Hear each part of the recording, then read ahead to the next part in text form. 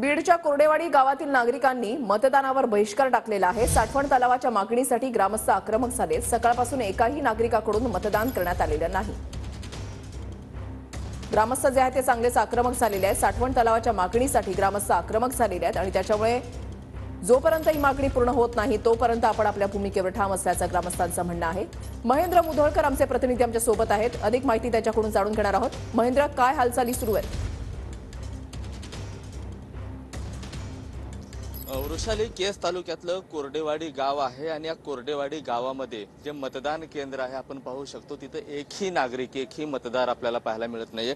कारणही तसंच आहे। या परिसरामध्ये एक साठवण तलाव आहे आणि साठवण तलावाच्या मागणीसाठी इथले ग्रामस्थ आक्रमक झालेत आणि बुथच्या जर बाजूला या जर साईडनं जर बघितलं या बाजूला जर पाहिलं गेलं तर हे नागरिक आहेत आणि या 100 मीटर अंतरावरती ते इथं बसलेले त्यांनी इथं ठाण मांडलेलं आहे। जोपर्यंत प्रशासन आमच्या दारात येणार नाही, जोपर्यंत आम्हाला साठवण तलाव मंजूर होणार नाही तोपर्यंत आम्ही मतदान करणार नाही असा जो पवित्रा आहे इथल्या ग्रामस्थांनी केलेला आहे। यावेळी या ग्रामस्थांनी मुख्यमंत्री असतील, पालकमंत्री असतील, जिल्हाधिकारी असेल आणि आयुक्त कार्यालय असेल या सगळ्या लोकांना यांचं जे निवेदन आहे, यांची जी तक्रार आहे ती दिलेली होती। मात्र अंमलबजावणी काही झाली नाही। 20 वर्षानंतर देखील साठवण तलाव या गावाला मिळालेलं नाहीये। त्यामुळे इथले जे ग्रामस्थ आहेत पाण्यासाठी त्रस्त आहेत आणि त्यांच्याशीच बातचीत करण्याचा प्रयत्न आता मी करणार आहे। आणि जवळपास 60 ते 70 मीटर अंतर जे आहे या ठिकाणी हे ग्रामस्थ बसलेले आहेत। एकही व्यक्ती